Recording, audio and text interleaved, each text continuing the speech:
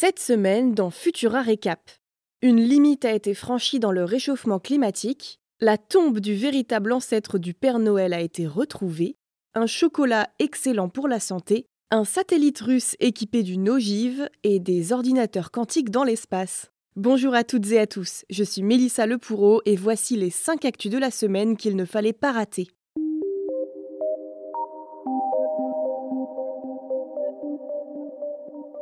« 2024 va dépasser une limite historique qu'on ne devait pas franchir. Encore plus chaude que le record de 2023, 2024 sera donc la première année au-delà de la barre de 1,5 degré de réchauffement par rapport à la période pré-industrielle.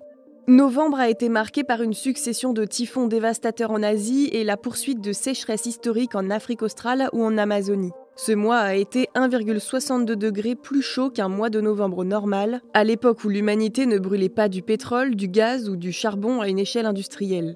Cette barre symbolique correspond à la limite la plus ambitieuse de l'accord de Paris de 2015 qui vise à contenir le réchauffement bien en dessous de 2 degrés et à poursuivre les efforts pour le limiter à 1,5 degré.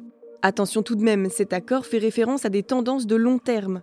La moyenne de réchauffement d'1,5 degré devrait être observée sur au moins 20 ans pour considérer que la limite est franchie. En prenant ce critère, le climat est actuellement réchauffé d'environ 1,3 degré. Mais le GIEC estime que la barre d'1,5 degré sera probablement atteinte entre 2030 et 2035, et ce, quelle que soit l'évolution des émissions de gaz à effet de serre de l'humanité, proche du pic mais pas encore en déclin. Malheureusement, selon les derniers calculs de l'ONU, le monde n'est pas du tout en bonne voie de réduction de sa pollution carbone pour éviter une très forte aggravation des sécheresses, des canicules ou des pluies torrentielles déjà observées. Les politiques actuelles des nations risquent d'emmener le monde vers un réchauffement jugé catastrophique de 3,1 degrés au cours du siècle, ou au moins 2,6 degrés si les promesses de faire mieux sont tenues, selon l'ONU Environnement. Les pays ont jusqu'à février pour soumettre aux Nations Unies la révision de leurs objectifs climatiques d'ici 2035. Le problème, c'est que la COP29, qui s'est conclue fin novembre avec un accord minimal, pourrait être utilisée comme excuse pour maintenir des ambitions limitées. Effectivement, les pays en développement ont obtenu 300 milliards de dollars de promesses d'aide annuelle des pays riches d'ici 2035, soit moins de la moitié de leurs demandes pour financer leur transition énergétique et leur adaptation aux dégâts climatiques. Affaire à suivre. Vous pensiez que le Père Noël n'existait pas ? Eh bien pourtant, des archéologues ont retrouvé la tombe du véritable Santa Claus, l'ancêtre du Père Noël. Quelle était la probabilité pour que les archéologues découvrent ça au mois de décembre ? Et pourtant, c'est la certitude des chercheurs qui ont fouillé une église ancienne au sud de la Turquie, pas loin de la ville d'Antalya. Un tombeau massif, enterré à presque 2 mètres sous la surface, a été découvert dans les strates inférieures de l'édifice. La sépulture pourrait être celle de Saint Nicolas ou Nicolas de Myre, évêque grec qui a vécu entre le 3e et 4e siècle. Ça tombe bien puisque l'histoire de la vie de ce saint est à l'origine de celle plus contemporaine du Père Noël. Ces recherches ne datent pas d'hier, ça fait en fait plus de 30 ans que des archéologues s'affairent dans l'église Saint-Nicolas de Myre.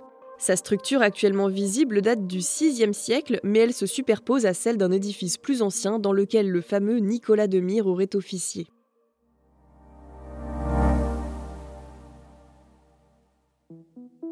Et si un chocolat battait tous les autres pour votre santé ?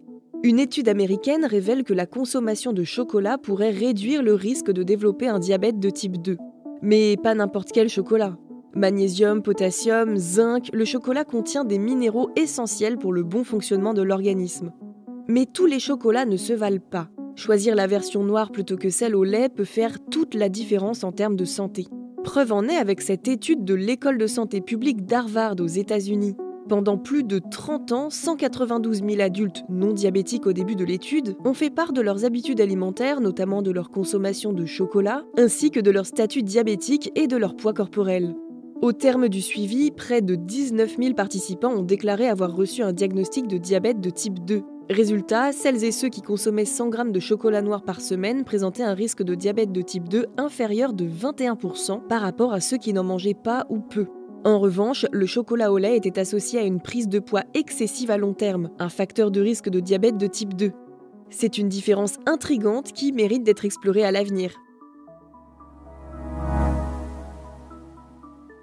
Les Américains sont inquiets. Un engin spatial russe se trouve en orbite bien plus loin que la plupart des autres satellites. Lancé juste avant l'invasion de l'Ukraine en février 2022 et poussé à 400 km au-dessus de la Terre, le Cosmos 2553 est officiellement censé tester de nouveaux instruments. Mais selon les informations du New York Times, l'engin embarquerait également une ogive factice. De quoi craindre la préparation d'une arme nucléaire anti-satellite selon les experts américains. Pour le moment, cette information n'a pas été démentie par Moscou, ce qui reste surprenant. Alors, ogive factice en guise d'intimidation ? Arme nucléaire de destruction de satellites en cours de test ? La présence de cet engin questionne, mais il est peu probable que malgré ces menaces nucléaires, le pays compte mettre en place une telle arme. Elle n'engendrerait pas de dégâts sur Terre, hormis une impulsion électromagnétique qui viendrait détruire de nombreux appareils électroniques et électriques. Des ordinateurs quantiques dans l'espace ? Cette idée folle pourrait un jour devenir réalité à en croire un échange entre Sundar Pichai, le PDG de Google, et Elon Musk. Le PDG de Google a annoncé Google Willow sur X, une nouvelle puce quantique qui a réussi à faire en 5 minutes un calcul qui nécessiterait 10 puissance 25 années avec un supercalculateur classique. Selon Google, Willow pourra profiter à la société en faisant progresser la découverte scientifique. Et il pourra s'attaquer à certains des plus grands défis de la société. L'annonce va d'ailleurs encore plus loin. Elle affirme qu'un tel exploit accrédite l'idée que l'informatique quantique se produit dans de nombreux univers parallèles, conformément à l'idée que nous vivons dans un multiverse. Rien que ça. La nouvelle n'a pas échappé à Elon Musk, qui a répondu simplement « Waouh !» Les deux hommes ont eu un bref échange et Sundar Pichai a suggéré à Elon Musk d'utiliser son lanceur spatial super lourd Starship pour placer des ordinateurs quantiques dans l'espace. Elon Musk lui a répondu que cela arrivera probablement. Pour tout savoir sur ces technologies ou pour retrouver le reste de nos actualités, rendez-vous sur Futura.